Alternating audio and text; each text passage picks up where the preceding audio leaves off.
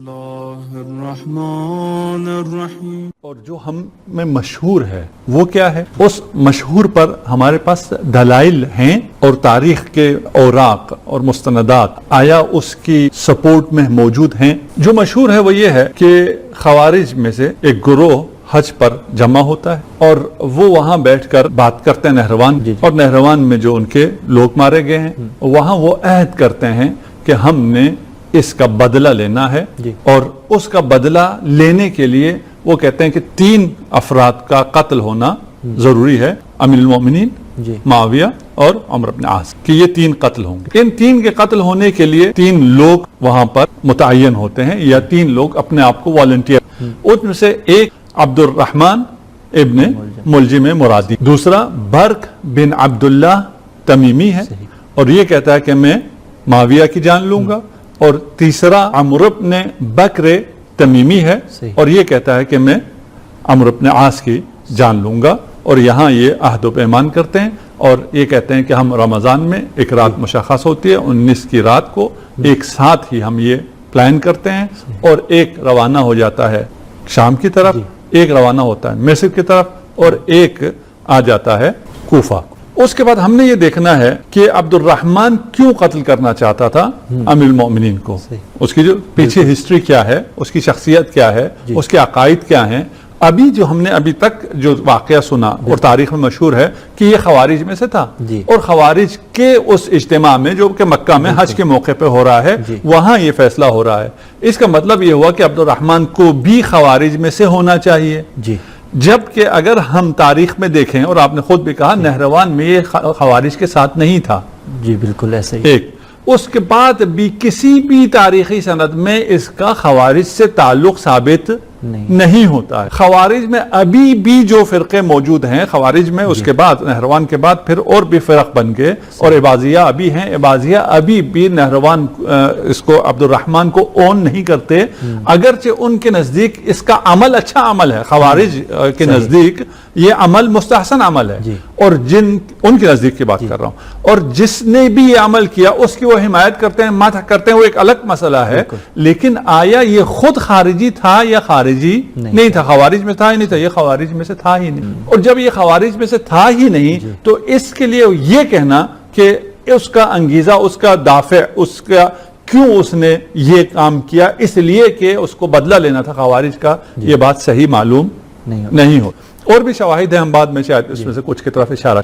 دوسرا یہ کہتے ہیں وجہ کیوں قتل کیا امیر المومنین کو، قطام نامی ایک حسینہ تھی کوفہ میں، اور اس کے کہنے پہ یہ کام اس نے کیا، اس کے عشق میں گرفتار ہو گیا اور اس نے کہا میں تم سے شادی کرنا چاہتا ہوں، اور اس خاتون نے کہا کہ میرا مہریہ ہی یہی ہے کہ تم امیر المومنین کو قتل کرو۔ تو ادھر اس کا مکالمہ تاریخ میں موجود ہے کہ یہ تو کوئی مہریہ ہوا نہیں، کہ اگر میں قتل کرتا ہوں تو میں خود باقی نہیں رہوں گا، لیکن عشق تھا اور اس عشق میں اس نے یہ کام کر دیا۔ یہ دوسرا وہ دافع بیان کرتے ہیں، وجہ بیان۔ تیسری وجہ یہ بیان کرتے ہیں کہ یہ مسئلہ عشق کا بھی نہیں تھا، یہ مسئلہ بدلہ لینے کا بھی نہیں تھا، یہ مسئلہ قبائلی تھا۔ بنی مراد کو مشکل تھی امیر المومنین سے، اور یہ بنی مراد کا بندہ تھا کیونکہ بنی مراد کے بہت سے افراد قتل ہوئے جو جنگیں ہوئی ہیں، تو نہروان بھی ہے، صفین بھی ہے، باقی بھی، اور ان تمام چیزوں کی وجہ سے بنی مراد کو مشکل تھا۔ اسی لیے کہتے ہیں کہ شب ضربت بنی مراد کا ایک آدمی آ کے امیر المومنین کو خبردار کرتا ہے کہ ہمارے قبیلے والے آپ کو قتل کرنا چاہتے ہیں، آپ کو شہید کرنا چاہتے ہیں، آپ ذرا ہوشیار رہیے۔ بس یہ 2-3 چیزیں تاریخ میں جو آتی ہیں، تبری نے آ کے ان تینوں کو جمع کیا ہے، یہ بھی تینوں اقوال، تینوں وجوہات کو، اقوال نہیں وجوہات، یہ تینوں وجوہات جمع ہو گئی۔ مکہ میں وہ نشست ہوئی اور وہاں پہ ابن ملجم مرادی نے یہ فیصلہ کیا اور وہ آ گیا کوفہ۔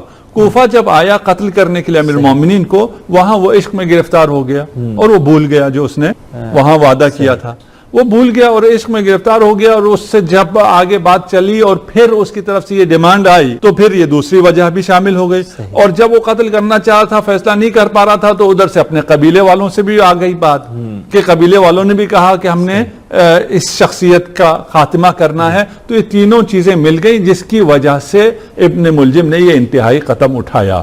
قبلہ ان تینوں وجوہات میں سے سالڈ وجہ کون؟ ہاں، یہ 3 وجوہات میں سے ابھی ہم آگے چلتے ہیں، دیکھیے صحیح، ٹھیک ہے نا، کہ یہ وجوہات ہیں بھی یا نہیں ہیں، صحیح، ٹھیک ہے نا؟ جی اور اب دوبارہ ہم آ جائیں کہ 3 لوگ تھے اور یہ 3 میں سے عبد الرحمن، برق صحیح، اور عمر، یہ 3 ہیں، یہ تین ڈیسٹینیشنز ہیں، وہاں گئے، کہانی اسی طرح چل رہی ہے۔ ایک کریکٹر جو آیا ہے کوفہ میں، اس نے اپنا کام کر دیا، صحیح، وہ یہاں ہے، باقی 2 کدھر گئے؟ تاریخ میں اگر ہم باقی 2 کو ڈھونڈ لیں جی اور ہمیں ان 2 کا پتہ مل جائے جی کہ برق نے کیا کیا، عمر نے کیا کیا، تو پھر ہمیں واضح ہو جائے گا کہ اس میں سے، ان 3 میں سے کون سی وجہ جی صحیح ہے، یہ کون سی وجہ زیادہ قوی ہے، جی۔ اور اس کا سمجھنے کے لیے ہمیں پھر تاریخ کے تمام جوانب کا مطالعہ کرنا جبکہ ہوگا۔ جو ارادہ انہوں نے پہلے کیا تھا وہ پورا بھی نہیں ہوا تاریخ کے اندر، جن دونوں شخصیات کو قتل کرنا چاہا وہ قتل نہیں ہوئے، ایک ہی شخصیت قتل ہوئی ہے۔ اور اب آپ تاریخ میں کسی چیز کو بھی دیکھنا ہو تو جھوٹے کا حافظہ نہیں ہوا کرتا، وہ ایک جگہ ایک کڑی تو لکھ دے گا جہاں اس نے اپنے مقصد کے لیے لکھنا ہوگا، اور باقی کڑیاں وہ نہیں جوڑ پائے گا۔ جی تو ابھی ہمیں یہ کڑیاں جوڑنا ہوگا اور ہمیں دیکھنا ہوگا کہ یہ برق اور عمر کہاں گئے، ان کے ساتھ کیا ہو۔ جب ہم ان کے پیچھے جاتے ہیں تو ہمیں تاریخ میں برق اور عمر نظر نہیں آتے، وہاں ہمیں اختلاف مل جاتا ہے۔ کچھ کہتے ہیں کہ یہ جو 3 کریکٹر تھے وہ 3 بھائی تھے، یعنی تینوں ابن ملجم تھے، ایک قیس، ایک عبد الرحمن تھا، ایک قیس تھا، ایک یزید تھا۔ بس باقی 2 جو کریکٹر ہیں، یہ جو اجتماع ہوا ہے مکہ میں، یہ جو داستان ہے، اس داستان کے مطابق وہ باقی 2 کریکٹر ہمیں چاہیے، وہ باقی اس روایت میں ملتے ہیں جو ہم نے ایک روایت آپ کے سامنے پیش کی۔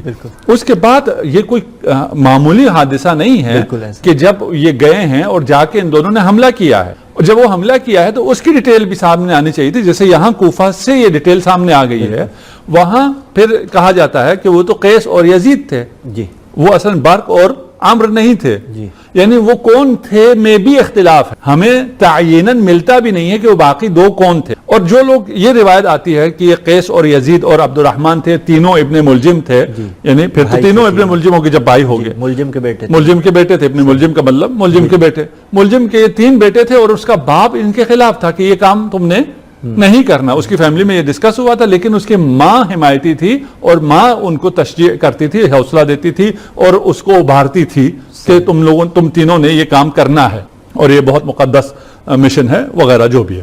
ایسا اب تک جو آپ کی گفتگو سے نتیجہ نکل رہا ہے کہ خود وہی جو مکہ کا اجتماع تھا، اس اجتماع میں ہی تشکیک ہے۔ جی ہم یہی عرض کر رہے ہیں نا، اگر وہ اجتماع کو صحیح لیا جائے اور ادھر سے کہانی کو آگے چلایا جائے تو پھر باقی اس کی کڑیاں بھی ہمیں ملنی چاہیے۔ بالکل ہم کہہ رہے ہیں کہ باقی 2 افراد ہی مشکوک ہیں، بالکل ان کے ناموں میں ہی وہ ہے۔ اس کے بعد پھر ہوا واقعہ یا نہیں ہوا، یعنی کوفہ میں تو ہوا، لیکن یہ جو کوفہ میں ہوا اس کی کڑی ملائی جا رہی ہے مکہ سے۔ مکہ کے واقعے کے بعد ہم پھر تلاش کرتے ہیں اس کو، ہم مسلم، کیونکہ مشہور ہے تو ہم اس کو مسلم لیتے ہیں، اس کو مسلم لینے کے بعد پھر ہم کہتے ہیں اچھا اس کی وجہ یہ تھی اور یہ نہیں تھی۔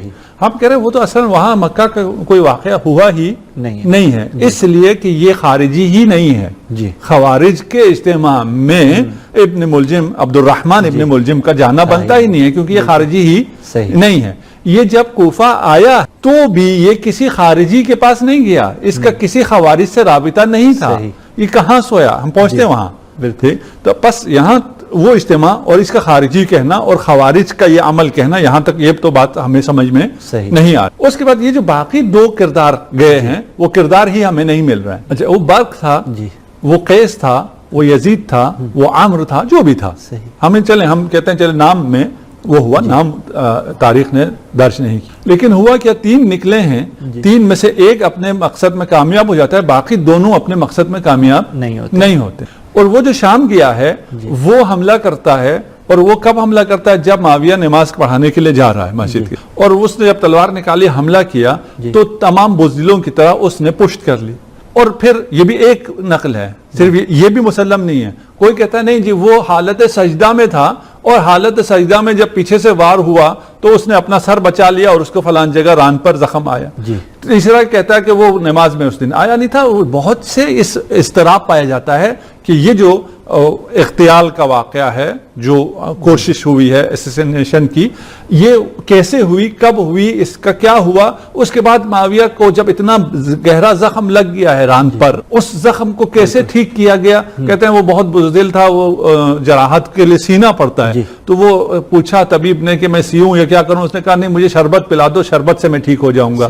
اور یہ پہلی جراحت ہے جو شربت پینے سے ٹھیک ہو رہی ہے. تو یہ یہاں آئیے مصر چلتے ہیں. مصر کون گیا؟ کوئی پتہ نہیں کون گیا. اچھا اس کے بعد پھر اس کے تو ران پہ بھی کوئی زخم نہیں آیا عمر ابن عاص. یہاں تو ایک ران کا زخم ہے، اور اس ران کا زخم جو ہے وہ تلوار کاری ضرب ہے. وہ بعد میں جب کوئی تاریخ میں دکھا نہیں سکتے تو کہتے ہیں ایک دوائی پی اس نے، ایک شربت ایسی پی جس سے وہ زخم ہی صحیح ہو گیا.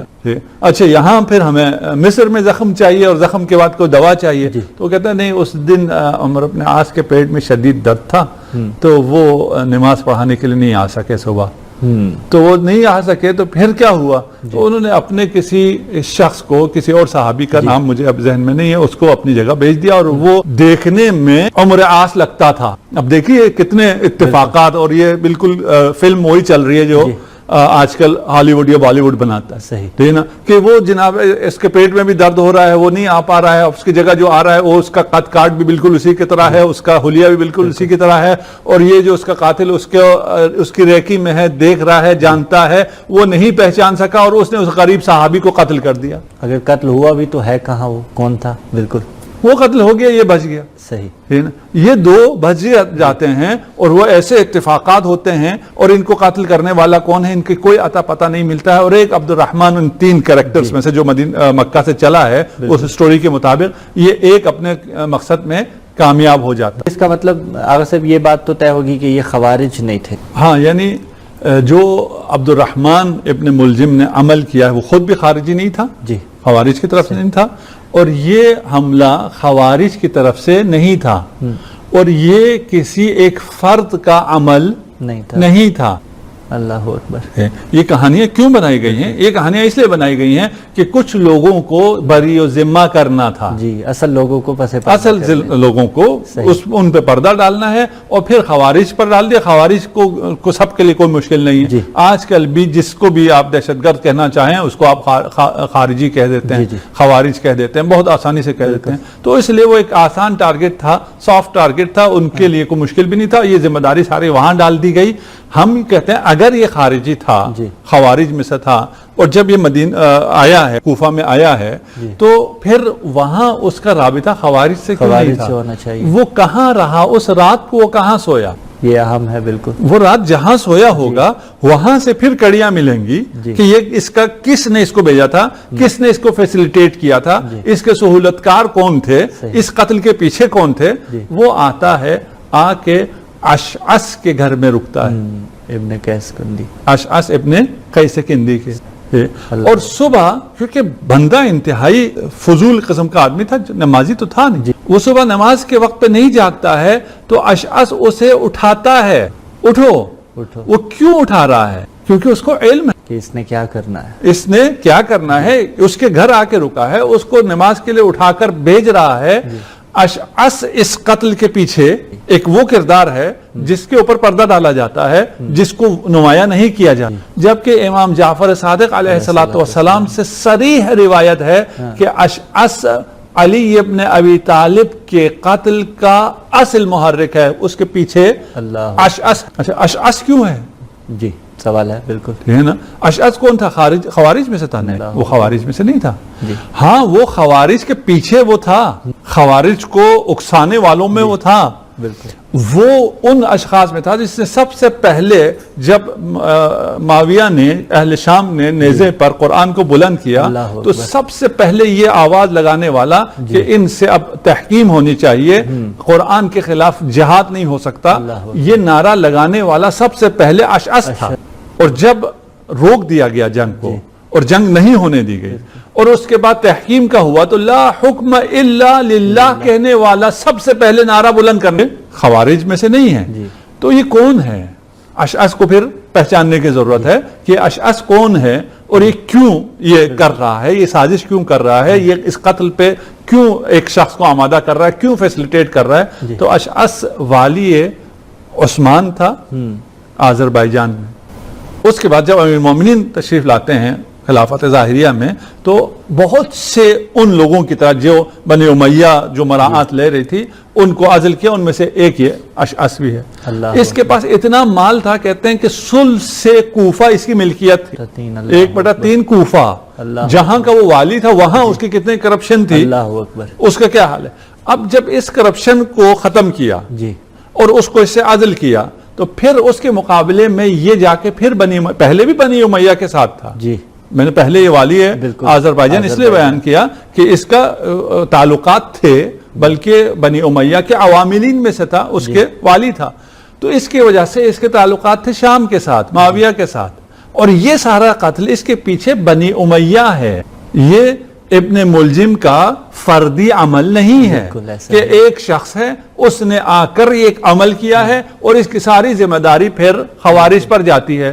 تو یہ کہانی اس طرح غیر محسوس طریقے پر مشہور کے طور پر ہمارے ذہنوں میں بھی اسی طرح ہے, اور اس طرح ہمیں پھر غافل کیا جاتا ہے. یہ واقعہ معاویہ کی طرف سے شام کی طرف سے ہوا ہے, وہاں سے یہ سازش چلی ہے, وہاں سے یہ فیسیلیٹیٹ ہوا ہے, اور ایک ہی آدمی چلا ہے اور ایک ہی حادثہ ہوا ہے, کوئی 2-3 نہیں ہوئے کہ باقی لوگ سازشکار ہیں وہ بھی شامل ہو جائیں کہ یہ جو آئے تھے قاتل تھے, دہشت گرد تھے, یہ ہمیں بھی مارنا چاہتے تھے اور اسے بھی مارنا چاہتے تھے. قسمت ہماری ساتھ تھی, ہم بچ گئے, وہ مر گئے, لیکن ہم بھی اس دہشت گرد کے خلاف ہیں.